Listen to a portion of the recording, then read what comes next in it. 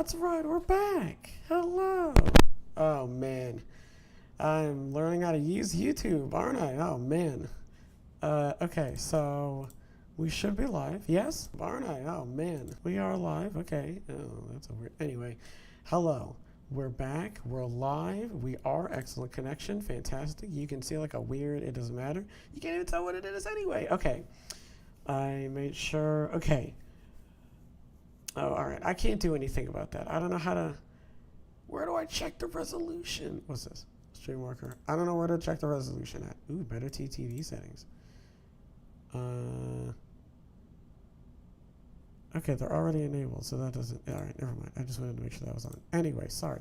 I should stop troubleshooting. Anyway, welcome. It's Monday. It's a new day. I'm an hour late because I thought that I was streaming, and it turns out that I guess I was not. Even though I guess I was like Schrodinger's stream. It was weird. It was like in purgatory. Anyway, I am streaming now. I think. If the quality dropped, then fine. Okay, listen. I would rather still be live. So, I mean, we should be good. Right? It says end stream here. Am I live here? Okay. You gotta do like Facebook, because if I remember correctly, you have to go live on like OBS or Slopped, and then you have to go live on Facebook. So that way Facebook can be like, oh, you're live? Okay, now we can, so I think they do the same thing. I mean, it's still good, so I don't know. We'll have to, now we can finally see at the end, because I said that before. Okay, boys. We are going to go ahead. Hold on, I have to get everything together here. There's like so many different things. I'm going to chat. I see you. I know you're there. All right. You're like right over here. All right. But I'm going to put you down right over there and just let you chill out there for just a quick second and pop in on you every now and again. But for right now, boys, we got to get into it because it's time for the Turnbuckle.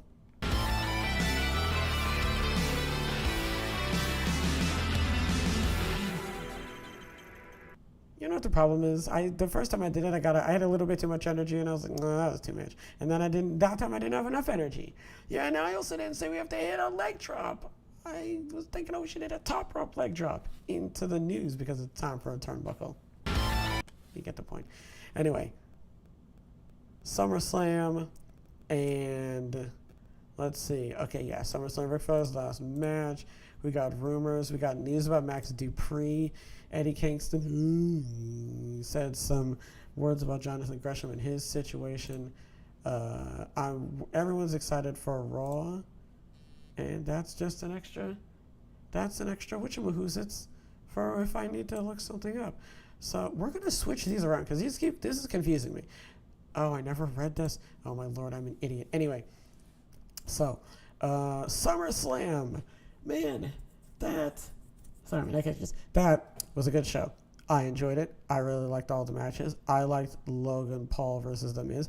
That was very decent. Logan Paul is really good at wrestling. He's very acrobatic. He's very good at hot dogging and grandstanding. Standing was the word. So I don't know the word. I don't know the tense. Anyway, he was doing a really good job.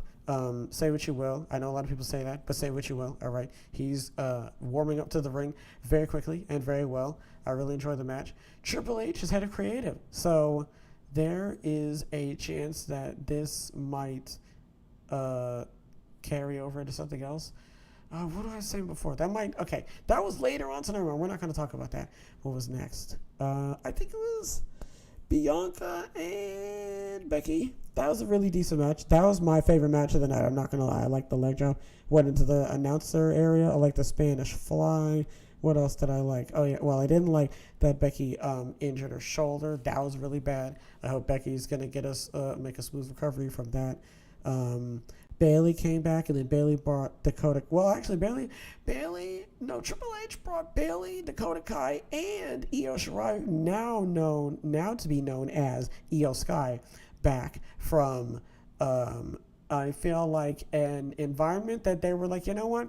I don't really feel like my voice is going to be heard in this landscape, right? In this era.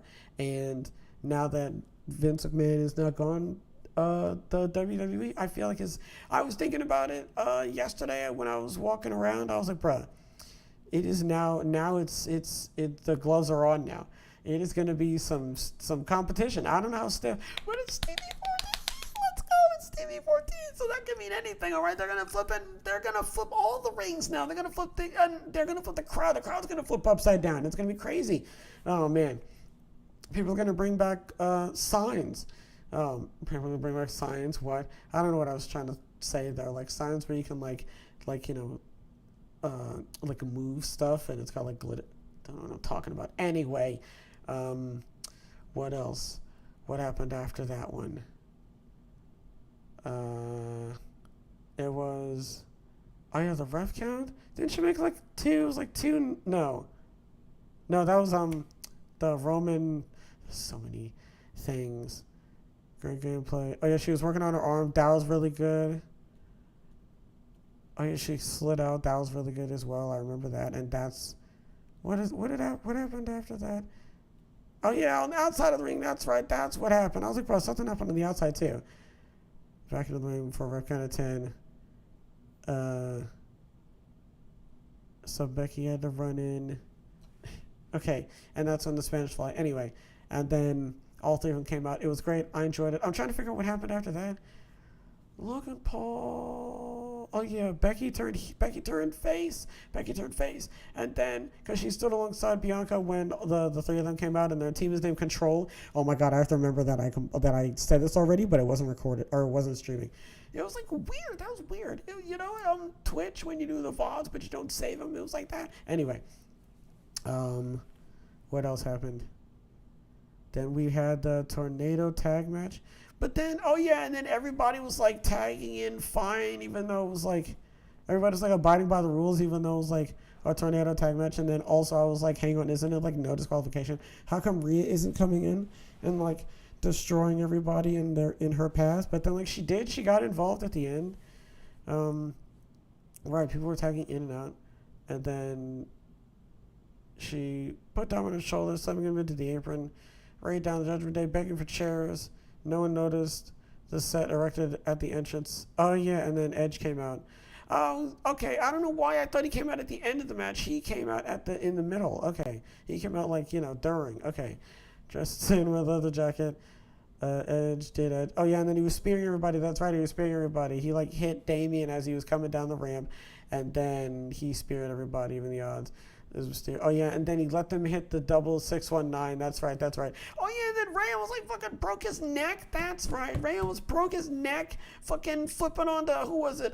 Damien. Okay, yeah. I remember that. Okay. Then it was the tag match. With Double J Kabong. That was really good. With the Street Profits and the Usos. This was a good match. I really liked it. Match together was work. Perfectly set of deals for a trademark win. Duckus teed up a Montez Frog Splash. That was pretty good. Oh, yeah. So he hit the impact, and then he took a really long time to get for the cover, and that allowed for one of these, I don't know. It hasn't been too much recovery after Jay kicked out as a result. And then he got frustrated, and throughout the match, he was complaining to Jeff Jarrett throughout the whole thing. They're shooting more beats on Jay, tagging his partner. Can't leave Usos that much time. Usos did what they did and walked out to the champs. It was abrupt. Match of the night packed as an early contender for match of the night. Didn't reach that bar. I mean, it wasn't too bad. I still liked it. I really liked the end. I liked the story that was building up to it. So we're going to see what happens with that. I hope it doesn't turn into like some feud with like fucking Jarrett, but I highly doubt that that's gonna happen. I like Jarrett being on WWE and then going to they would let him do that. Fucking, of course. Ric Flair's last match, I doubt. And also, Vince isn't there, so maybe they can do whatever they want. Who knows? No Profits. The Profits didn't break up, but so which begs the question: what's gonna happen?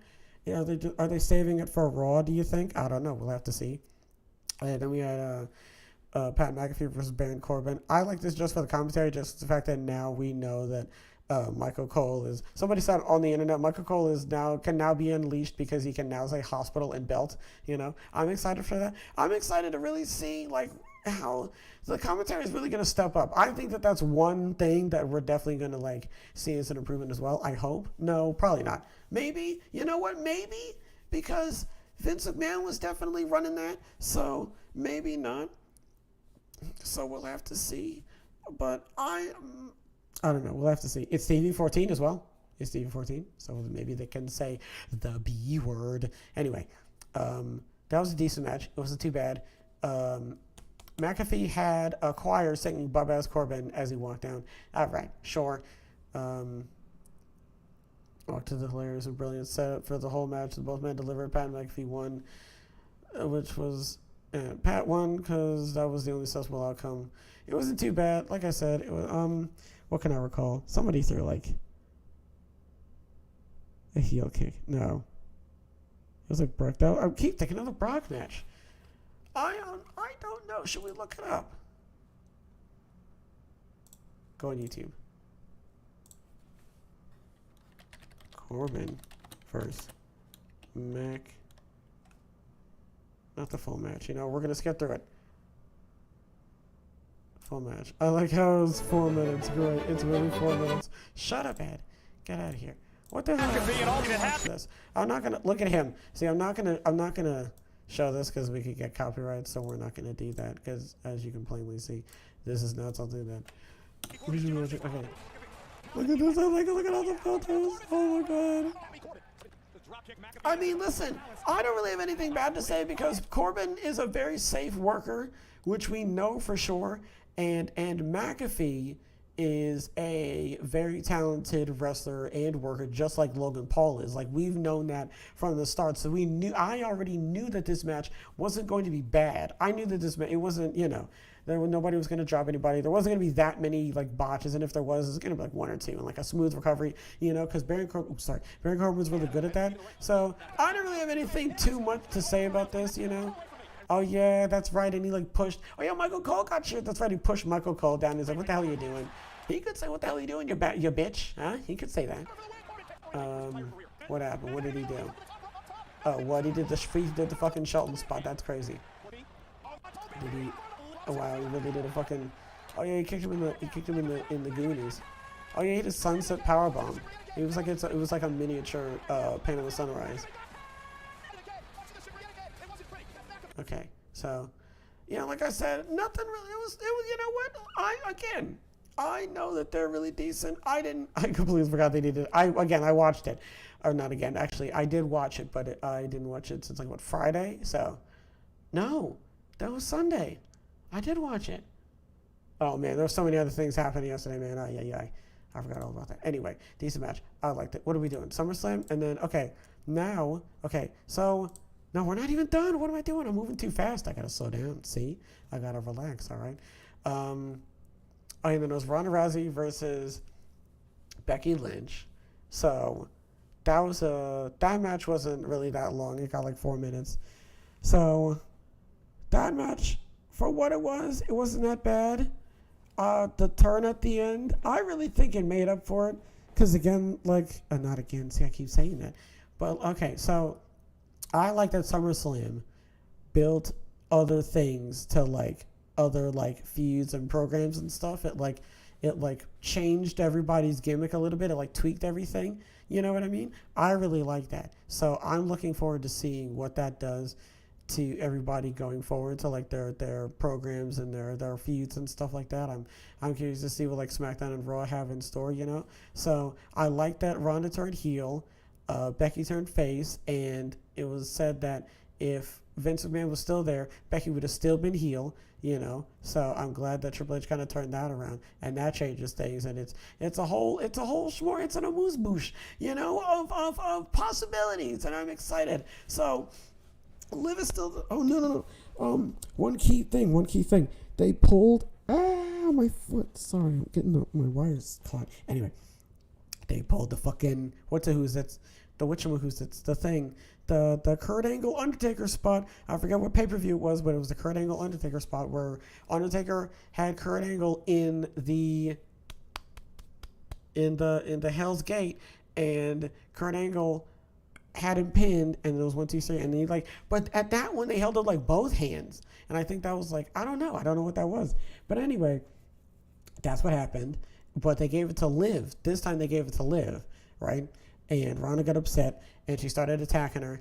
And then she started flipping other people, too, like referees and stuff. And yeah, that was the match. It wasn't bad. Like I said, I'm glad it moved things along. So next we had Bobby Lashley and Theory. That wasn't a bad match. Oh yeah, so he tried fighting Dirty in the United States Championship match, swinging on Bobby with the briefcase before the bell rang. Bobby walked it off, and once the bell went, dang, it was all Lashley.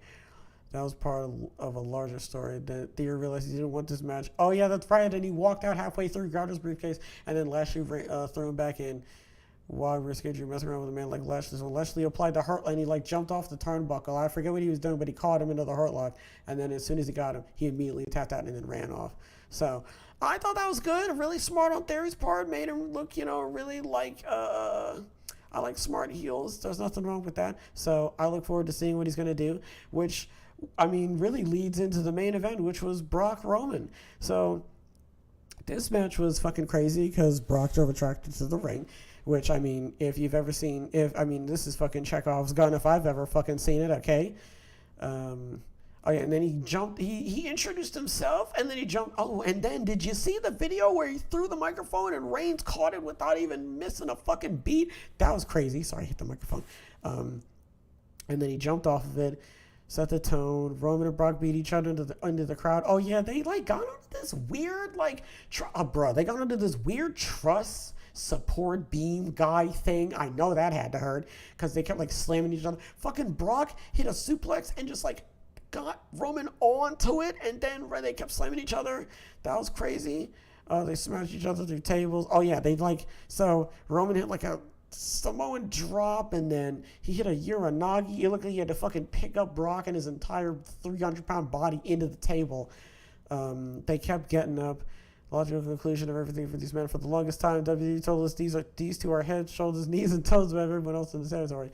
The only two competition for this man is one another. That is, you know what? That is pretty decent. For two men that can't be beaten, the last man standing match is pretty good. The only man who's standing in F5 or several is Roman Reigns. The only man who strikes out multiple Superman punches is Brock Lesnar. He took one Superman punch, 2 spears, and he still kicked out, putting them in matches where basically Godzilla versus King Ghidorah is a smart move. Reigns is going down a trip to Suplex City, bro. We hit him it was on the padding on the outside, bro. He threw him. I was like, oh man, he threw him off the steel steps onto the fucking floor. I was like, oh my god. The Beast took the match in his favor when he tipped the. Oh wait, no. This match could turn, pun intended, when Brock reached his breaking point, he got in the tractor. He fucking hit the ring, shifted it to the side.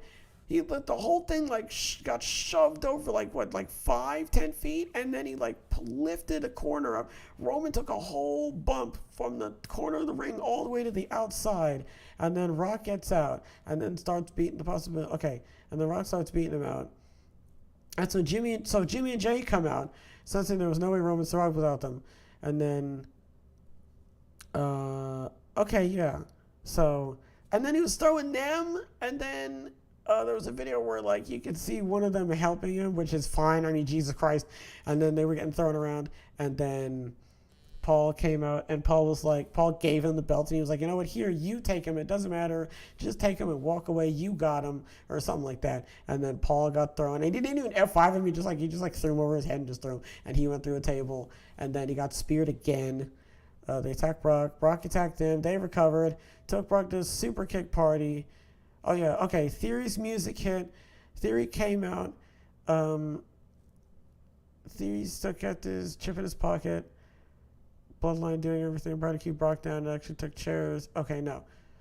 But he never got the chance to officially cash in. That's right, we got to remember that. Brock hit him with an F5 and then laid him out for the rest of the match. Brock took his eyes off the prize. You know what happens when you do that. Okay, so then they started beating him up with everything. They hit him with the tables and stuff. And then they threw everything on top of him, and then that was it. And then Roman won. Theory still has the briefcase. I'm really happy about that. SummerSlam, overall, absolutely fantastic. Favorite match of the night, Becky versus Bianca. That was a fantastic match. Sleeper match, you definitely got to go out of your way to watch Logan and Miz. That was a really good match, so I can't wait to see what happens with that one. But overall, SummerSlam was very decent. Next, we're going to move on to backstage notes from SummerSlam. Fans would be interested, so WWE's Okay, hold on. Stadium. According to okay, there it is. According to PW Insider, one of the most notable changes was that the office typically designated to Vince is now labeled as the CEO office. As we've noted, Stephanie McMahon and Nick Khan have become co-CEOs in the wake of Vince's exit and took to be sharing an office to contribute to their new roles in the company. Similarly, a second office backstage featuring signage for Paul Levesque, signifying that all signage feature Vince McMahon is nowhere to be found. The report adds that Kevin Dunn was indeed at SummerSlam in his regular role as lead producer for the show. He did not serve as a director during the show and is not the person who typically is. When commercial breaks were being seen on television, people in attendance saw video packages from major WWE stars that were booked at SummerSlam. One for Kevin Owens was played early on in the show, followed by a video package for Charlotte Flair, possibly symbolizing a return on the horizon. Ooh. Jerry Jarrett and Karen Jarrett were in attendance at the show to support WWE Hall of Famer and the special guest referee for the Usos. Okay. So that's pretty good. So yeah, what else happened? Spectacles was delivered. Okay, that was pretty much it. So they changed that around. I didn't talk about that. Oh my goodness. I talked about the turnbuckle, right? I did. Or I did the intro. So Vince is not in charge anymore. He's out of there. The whole sex scandal thing, the whole sexual harassment thing, the whole $14 million from 2006 to 2022 was multiple women. One, like, he demoted and then, like, gave millions of dollars in hush money. Yeah, that whole thing is crazy. So that happened. Now Stephanie is now in charge with Nick, and it's crazy because, like, she stepped down in the beginning, and then Vince stepped down, and then all this came out. Oh man, it's crazy. And now Triple H is his head of creative. Oh my lord, man. This is crazy. I can only imagine what's going to happen from here. I like that they play video packages. I mean, they're doing one for Kevin Owens, so maybe, I don't know what that means. Maybe that means he's coming back. Maybe they're going to do a program with him soon. Charlotte, maybe she's coming back soon, so maybe she's going to get into a program. Oh my goodness gracious, with Triple H in charge. Oh my goodness gracious. Oh my goodness, I can't. We're going to have to wait and see. That's what I was trying to, get out. We're going to have to wait and see what happens with that in the near future, because, I mean, it's only a video package, but listen, coming from WWE, that means a lot of things. So, but then again, We'll have to see what they do. But other than that, boys, we're going to stick with the Flair family and move on to Ric Flair's last match, okay? And how that was just all over. That was all over. That wasn't a bad match. The internet is like, oh, Ric Flair, he's old. Why is he doing it? In my eyes, the match wasn't too bad. I don't even know when Ric Flair got busted open. I have no idea when that happened. But it wasn't too bad. I liked that Andrade was there. I think it was Dave was saying that nobody took too much away from each other in that match. I agree. That was a really decent match. I liked everybody's involvement. It was really good all around. I liked the match. I liked the part when I like how many times Flair is getting like held up by like Jarrett or fucking Lethal, and like they're trying to like hit each other, or they're trying to like hit Rick, but like he dives out of the way, or Andrade does a move and like gets Rick out of the way, and like they super kick him, or like somebody else gets hit. It's great. Oh yeah, or it was great. Bret Hart, Mick Foley, and the Undertaker, they were there. They hugged him and they spoke to him and everything. And then after the match, they were like, "Oh, Ric Flair, is he okay? Is everything all right?" And the article came out. He's fine. He because he said like in the because he was addressing the crowd. I was so happy for him because he was happy, he was happy to be there, and he grabbed the mic and he was like, yeah, my kids are here, I'm happy, oh yeah, he also came up with the big gold belt, which I guess is the WCW title. So, what did he talk about? He talked about his kids. He was like, I'm going to go get drunk with Kid Rock at like a hotel or like a bar or something like that. And everybody was like, oh, Ric Flair, oh, be careful. But he's fine. And it was great. And I really enjoyed it. I didn't think the match was too bad. There's nothing you can really say, Like what Dave was saying, Dave Meltzer was like, oh, I'm really glad that like medics didn't have to come by, and like there wasn't any like horrible accidents or anything. Thank goodness. I'm glad that didn't happen and everything. And I wasn't expecting anything crazy, because Ric Flair, what is 72? I mean, come on now, he's not gonna be fucking flip-flopping, cartwheeling, hippity-hopping, and skippity-scapping all over the place. I mean, that's too much, boys, all right? So I'm glad Flair's all right. I'm glad he's okay. What? I'm glad Flair had a good had a good time with the match. I'm glad everybody, that's what I mean to say. I'm glad that like everyone's okay. That's what I mean to say. I'm glad that like nothing happened and the match was smooth and everything was good. All in all, a really good match. Flair's last match? I hope it is. I mean, isn't this like his fucking fifth retirement? I mean, goodness gracious. It says Ric Flair's last match. We'll have to see. That remains to be seen. I have no idea what the heck this guy's gonna do. But all in all, pretty decent. So, boys, that is gonna go ahead and line us up to the next segment, which is my favorite segment and yours, ladies and gentlemen. That's right, Ringside Rumors.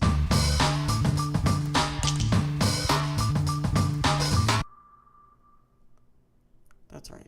Boys, we've got to get into some rumors. And today, can I make this smaller? How much smaller can I make this? Ooh, I can get the ads out of there. Hello. All right.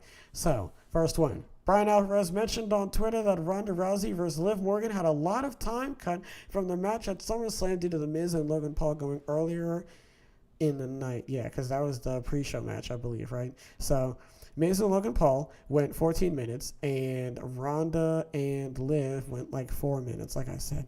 So you could have cut like 4 minutes from Miz and Logan Paul, and that still would have been a decent match. I think that really would have tested Logan Paul's like chops, his ability to actually like work in the WWE industry and like think on your feet and like rework a match or like redo a finish or like think on the fly or something like that.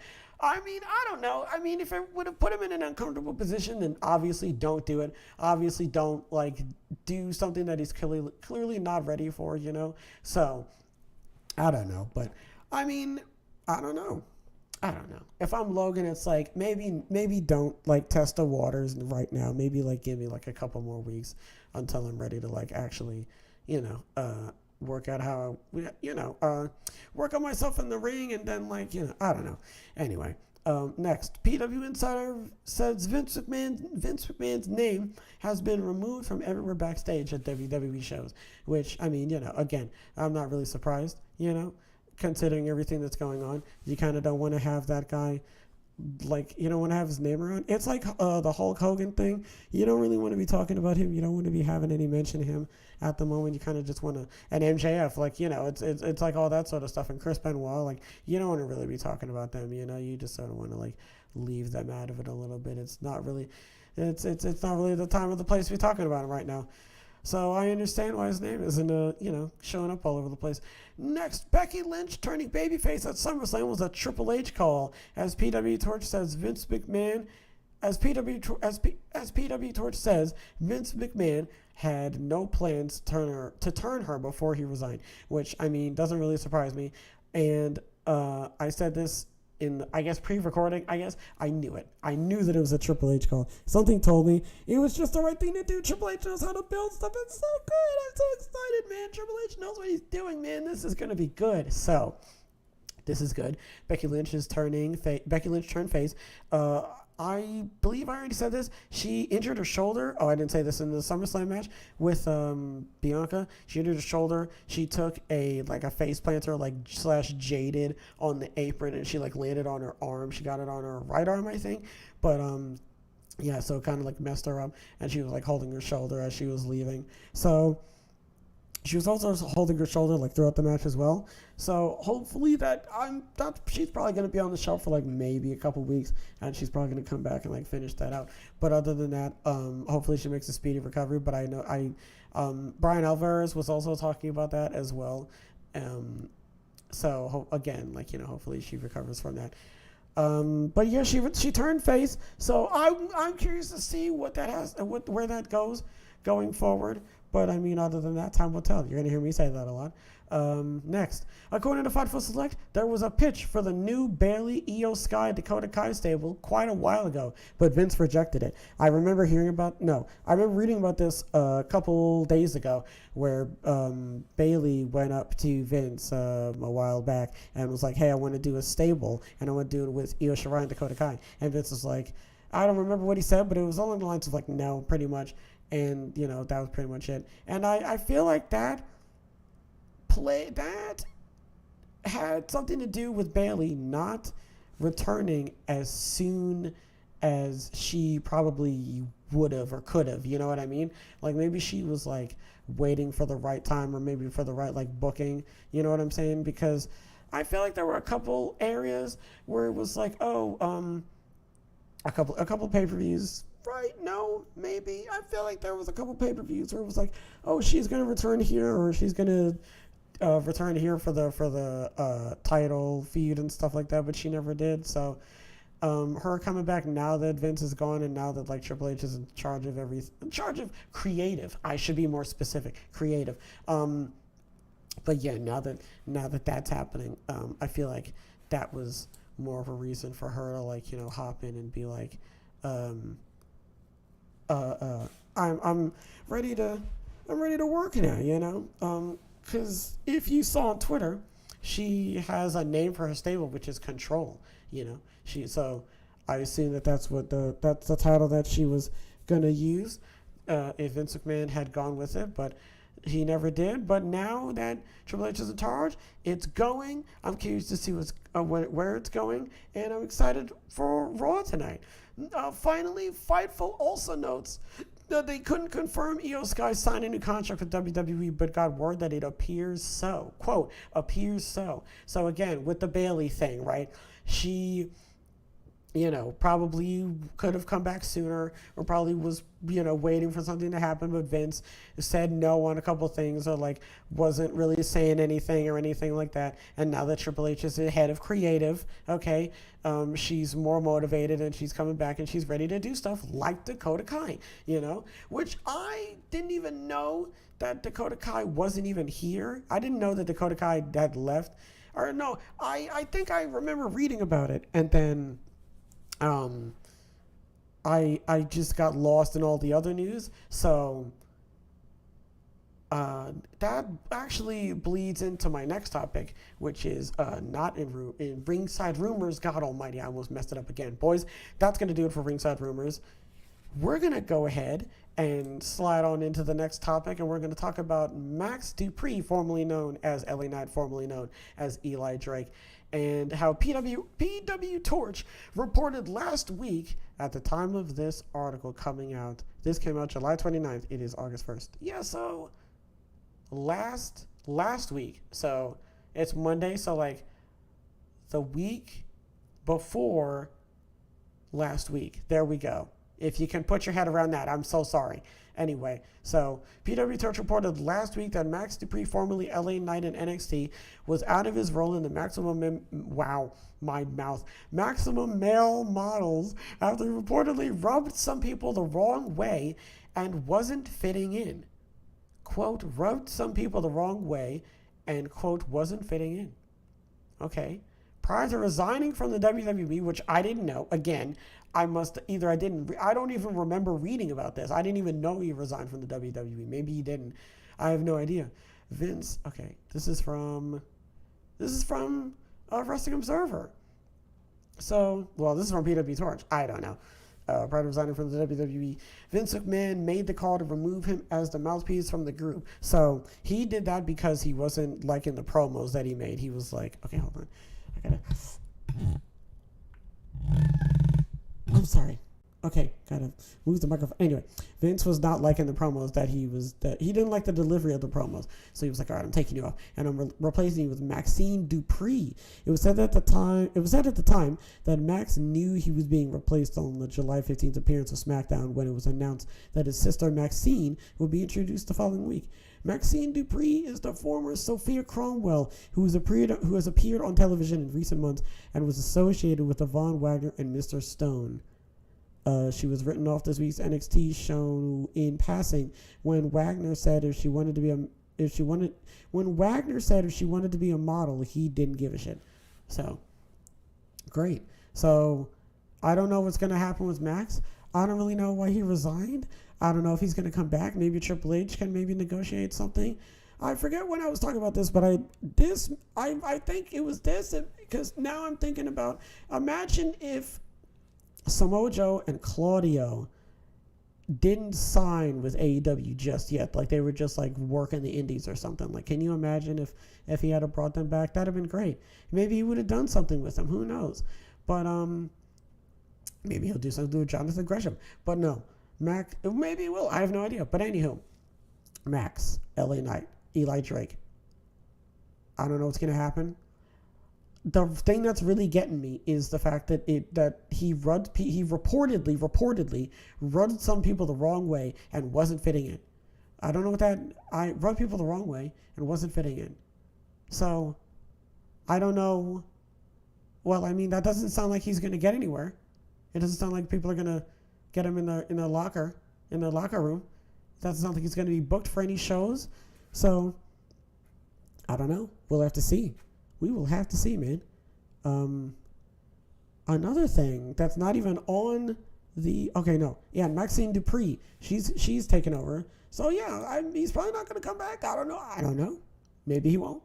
Maybe we'll... And I won't be surprised if we never hear of Denise Richards again. You're probably not even going to... Is it Denise Richards? Help me, please. Someone, please save me. I've fallen and I can't get up. Ay, man. All right. We're going to move on. Okay. I want to talk about something that's not even on the docket for today's episode. I want to talk about Sasha Banks and Naomi. So you probably have heard of this. If you've not heard of this, if you've been living under a rock, I'm going to give you a crash course. Sasha and Naomi were going to do the job to Ronda and Natalya, I think, or somebody else. And they were like, that's dumb. We're not doing that. And Sasha and Naomi were like, we're leaving. And the internet wrestling community was like, oh, Sasha manipulated Naomi and they both got out of there, but Naomi probably wasn't down with it or something. And then it came out that like, oh, they would have dropped. But yeah, it came out like later on that they dropped. They were going to like, yeah, they were both going to lose. And then, oh yeah, Naomi was going to lose to Ronda, and then Sasha was going to lose or something like that, and it was going to be dumb, and it wasn't going to make any sense, storyline-wise and all that, and they quit for that reason, and everybody's like split between like, though they abandoned WWE, and oh, they're spoiled, and they took their ball and ran home with it, and Vince McMahon made sure to that they mentioned it on air. They used Michael Cole to like say, oh, they abandoned the WWE, and Pat McAfee was uncomfortable with it, and now that Triple H is back, what does this mean? Does this mean that Sasha Banks and Naomi will come back? Does this mean that the tag team titles will, what does this mean? Does this mean that the tag team title, the main roster tag team titles, what does that mean? Does that mean that something's going to possibly happen with them? Are they going to get like refurbished? Who knows? It's really hard to tell at this point. I'm sure Triple H is working on a lot of different things. But in terms of like where Sasha Banks and Naomi are, I think Naomi's making an appearance. Where is she? Hold on. WWE. Nope. WWE Naomi appearance. Bob.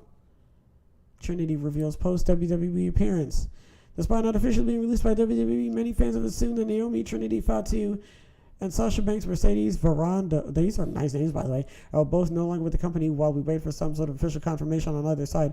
We do now at least know when Naomi's first post-WWE appearance will take place, as today, C2E2 revealed Fatu will join Veranda for a special signing, and fans can either get photo ops and autographs with, I'm reading the thing, it should be in the center. It should be in the center. That's a good shout. Okay, sorry. I'm going to move this here. Look at me. Okay, despite not officially being released by WWE, many fans... Sorry, I read that whole thing. Fatu will be at Chicago C2E2 on Saturday, August 6th and Sunday, August 7th. Well, she's posted on social media a few times here and there since the walkout from WWE. This will be the first official public event she's done since the situation with since the situation with WWE occurred, okay, have indicated that Fatu and Ferrando are no longer part of WWE, but nothing has been officially confirmed by either side. That said, a new report revealed that WWE is possibly looking to reconcile both stars now that Vince McMahon is no longer part of the creative process. Like I said, see, as Triple H is now head of creative and Stephanie McMahon and Nick Khan are co-CEOs. It remains to be seen if that can actually happen, but WWE fans do have their fingers crossed. Yeah, so Booker's reached out to Ferrando's team, reportedly came away with the impression that she wouldn't be taking any wrestling-related bookings until 2023, though that was said to be wrestling-themed events and didn't mention actual in-ring matches. Okay. Things have been a lot less clear regarding Fatu's status of the company. Hopefully now that she's taking some bookings, things will become clear. Okay. So, she's going to C2E2, Chicago. Where is that? Chicago, C2E2, August 6th and 7th. So, okay, both of them, yeah. Trinity, Fatu, Marissa Rondo. Get your tickets now, meet this girl power duo. Okay. So they're both going to be there. Well, that's their first appearance. I don't know if they're going to be in, I don't know. We'll have to see. Right now, I'm watching Mercedes Ferrando, formerly known as Sasha Banks, doing a, what are we going to call it? We're going to do an interview. There it is. An interview with Matt Aguilar of Comic Book. Okay? So, this is posted on July 29th. Shouts out to him. So, listen, they're taking interviews right now. So, they're doing stuff. They're not in the ring. I don't know what they're going to do. That's really up to them. You can't really ask me. I'm not affiliated, all right? I don't know what they're going to do. So I'm curious to see where this goes. I wonder if they are going to come back to WWE. They might just roam around for a little bit, feel it out. You know what I'm saying? Here's what we're going to do. We're going to pop that right there. Feel it out for a little bit, and then, maybe, I don't know. Don't ask me. I have no idea. Hold on, mic check. I don't know. Okay. Oh my God, I almost had a panic attack. Okay. Come, my lady. Come, my lady. Oh, they're gonna do that meme thing where it plays the. Damn it, I got caught. Anyway, and I don't know how to segue from that, boys. We're gonna move on to another topic that has to do with Jonathan Gresham and Eddie Kingston. And we're going to talk about Eddie Kingston having a bad feeling about Jonathan Gresham, who just recently quit. Kingston said, I don't know, man, he just rubs me the wrong way. I don't know, I just have a bad feeling. He was talking to High Sports Superstore. So, for those of you that don't know about the whole Gresham thing, according to a report from Fightful, Gresham, who has been signed to Ring of Honor / AEW, Jonathan Gresham, former Ring of Honor World Champion, right? Before this loss, Gresham had defended the Ring of Honor Championship in multiple companies after the Ring of Honor went on a hiatus following the final battle in 2021 December, including Progress, Impact Wrestling, and AEW on 2 separate occasions. Gresham most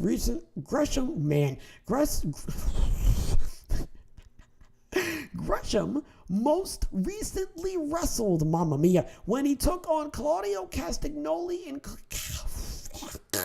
Castagnoli's first Ring of Honor match in almost 11 years of Death Before Dishonor, defending his Ring of Honor championship against the Swiss Superman in what would wind up being the second shortest match of the night. Oh yeah, I remember that. Then he did beat him up really quickly. Castagnoli defeated Gresham after Reed Colabon for the win, marking his first major world championship win in professional wrestling. So he had a meeting at Death Before Dishonor, I should say, with Ring of Honor and AEW owner Tony Khan, where he yelled at Khan and he was visibly frustrated. They said he was cussing him out. They said that Gresham was cussing Tony Khan out.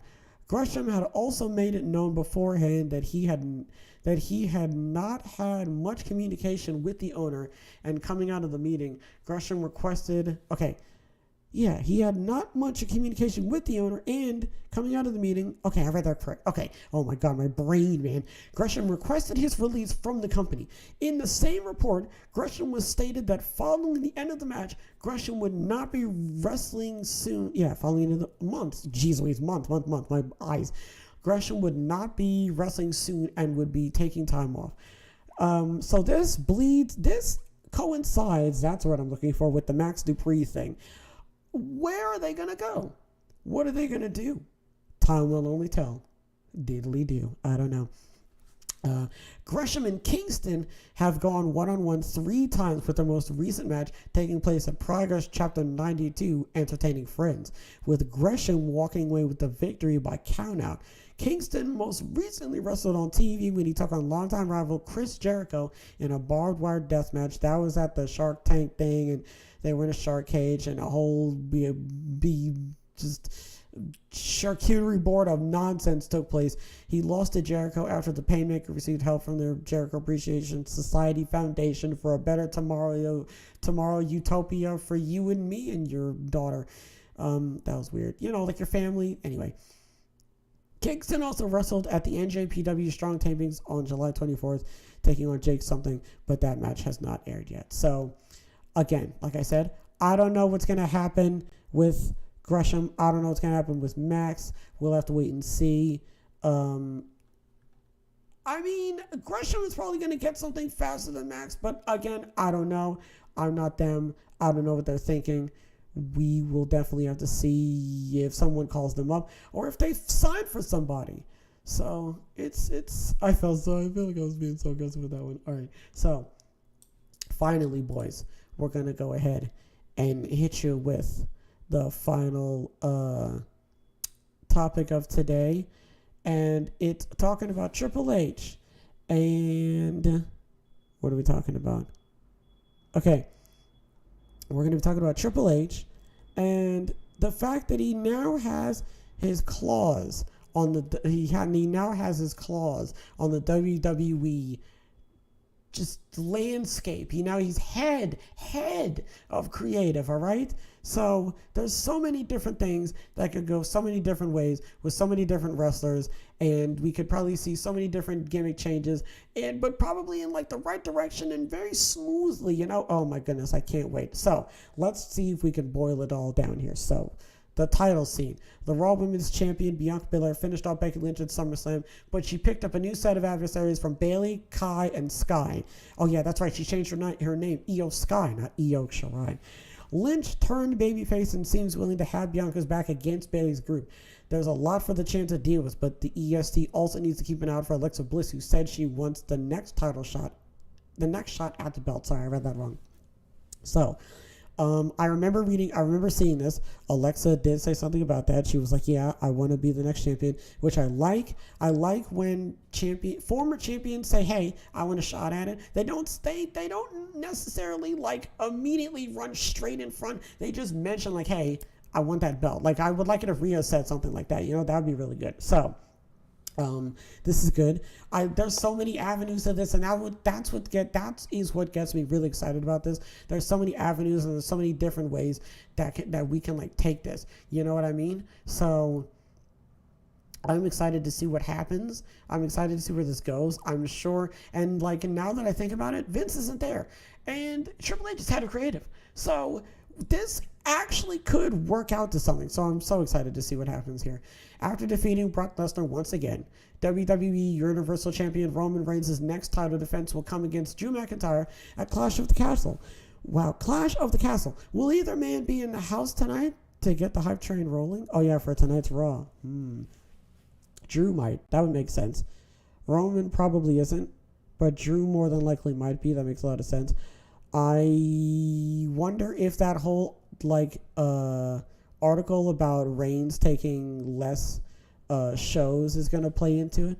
I'm curious to see what's going to happen with that. Maybe it'll change now. I don't know, depending on what Triple H has, but I don't know if that'll rock the boat with his contract. We'll have to see. For Drew, I'm sure Drew's probably going to be booked strong. I'm sure he is. I hope he is. I can't wait to see Raw. It's going to be so good. Anyway, but yeah, Drew might be getting booked strong tonight. Clash of the Castle was already what's the word? Like set in stone, really. So I wasn't really too surprised about that, to be totally honest. So I'm just curious to see who's gonna walk away. It's not for both. It's for one of them. WWE Championship, I think. I don't know. I'll have to look it up. Hold on. Let me see. Clash at the Castle. Clash of the Castle has its main event. Let me see. Castle pay-per-view Saturday. What's the main event? Two big men. They treat each other. The question has become Roman Reigns. Track to be damned. Okay. Schedule. Okay. Saturday booked the main event to cover Castle pay-per-view. Finally became reality. Stopped. Okay, but that isn't. Oh, okay, maybe we don't know what the talk. Maybe we don't know what it's for. I don't know. Anyway, hold on. What am I doing? It doesn't matter. The point is, okay, that. Oh, there it is. All right. Sorry, I thought I lost it. Anyway, well, I'm excited to see what happens. All right, it doesn't matter. He's gonna be built. It's gonna be great. Jimmy and Jay Uso are still the tag team champions after defeating the Street Profits at SummerSlam. Dawkins was pinned shortly after Montez had an irrational outburst of anger toward Jeff Jarrett. That's right. I think I talked about that. Is Ford the one who's turning heel if the Street Profits break up soon? More than likely. I like how they didn't do it. I like how they alluded to something. I like that. I don't know. Like, maybe, I mean, to be fair, though, if you're going to do it, of all the places you're going to do it at the pay-per-view. That way, you know, you can watch Raw. But, I mean, my mind is like, bro, this is building to something good. Let's see where this goes. But I don't know. So it's really hard to tell at this point. So we'll have to see. The United States champion Bobby Lashley dominated 3 at SummerSlam. I mean, he did, but also they didn't want to get hurt. So it was pretty neat. It was an easy night, you know? So who's next for the almighty chance to destroy? I bet Kevin Owens would love to take Bobby's gold away. Now, that plays into what we talked about earlier about the video package that played for Kevin Owens, and that also played for Charlotte Flair. So there's a chance that Kevin Owens could potentially be challenging for the United. There's a potential chance. I don't know. Don't ask me, okay? I don't know. But they played his video package, so I don't know. Maybe that says something. They also played Charlotte Flair, so maybe she's coming back soon. We'll have to see. There's a good chance that they might. It would make sense, right? Kevin Owens is a good challenger. He's a good babyface, okay? He's coming off of the whole Elias Ezekiel thing. It's a good way for him to come back. Even if he loses, it's a good build for Lashley. So it makes sense, right? But I don't know. We'll have to see. We'll have to tune into Raw, right? I'm not the guy you gotta ask, all right? The 24/7 championship wasn't booked on last week's Raw. Is Triple H going to slowly make this title go away, or was it just 1 week aberration? Again, that's a good question because you really have to ask Triple H himself. He's not Tony Khan. Tony Khan's a titles guy. Triple H is a tag team stables guy. But Tony Khan is also a factions guy. You know? So we'll have to see what happens. I don't really know. Other stuff to keep our eye on. Edge returned at SummerSlam, rising up from hell to screw over the Judgment Day now that he is a babyface. Screw over the Judgment Day. I didn't see that, period. Now that he is a babyface again, will Edge apologize to the fans for treating them like jerks just a few months ago? Looking ahead, it makes all the sense in the world to book Finn Balor in a big match at Clash at the Castle. Will it be a singles match against Edge or a tag team match that incorporates the Mysterios and the rest of the Judgment Day? Well, okay, we could probably get Beth Phoenix in there if you really wanted to. You could probably get Beth Phoenix in there. That would be good. You could book that for Clash at the Castle. Finn Balor versus Edge. Finn Balor versus Rey Mysterio. You could do that if you really wanted to. Finn Balor versus Priest. No. Finn Balor versus... God damn it. Damian Priest versus Edge. Damian Priest versus Dominic. There you go. Get him on the pay-per-view, huh? Come on. Or you could probably have Dominic turn heel. No, you should have done that at fucking Who's It At. You should have done that at SummerSlam, so who knows? We'll have to see. Edge versus Priest. Didn't they already wrestle? Am I absolutely insane in the membrane? That was not Priest. That was Sheamus. Never mind. Okay. Next, it looks like Becky Lynch is a babyface, so it's time to say goodbye to Big Time Bex and bring back the man. I remember reading about this. I remember a bunch of stuff saying back, oh, is Becky Lynch going to bring back the man gimmick? Sure.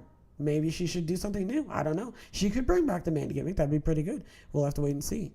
Next, Logan Paul shined in the bright lights at SummerSlam in a victory over The Miz. I expect that WWE will book Paul for another match at Clash at the Castle. Okay, because it's a big stadium show. AJ Styles prevented Ciampa. Oh yeah, that's right. Fucking AJ Styles came. Oh yeah, that's right. Ciampa interfered, and AJ Styles came from like above the camera, like out of the fucking sky, and attacked him. Oh yeah, and they fought in the crowd. That's right. That's right. And then, yeah, that's how didn't he hit the low blow or something?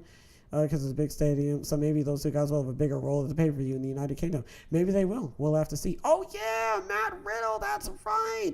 Matt Riddle came out at SummerSlam in the pay-per-view. I blocked this out because it wasn't a match, and I was like, bro, a promo at a pay-per-view? Sure. So Riddle came out. Has a kayfabe injury, but that didn't stop him from showing up at SummerSlam to call out Seth Rollins. Rollins answered the call and put the babyface down with another stomp. The latest rumor suggests these two guys will face each other clash at the castle. You know what? Both of them are good. They're both good in the ring. I think they can carry this, especially since, again, man, oh my God, we have to keep factoring this in. Listen, I'm going to just mention this for now until the end of time. The fact that Triple H is in charge now, the booking is more than likely not going to be terrible. Like, I can't even sit here and say, oh, we'll have to see what they do. Like, no, like, they might actually do something good with this. I can now say I'm looking forward to seeing what these two guys have in store. Dolph Ziggler has recently spent his time super kicking Theory's dumb face and beating Alpha Academy in tag team action.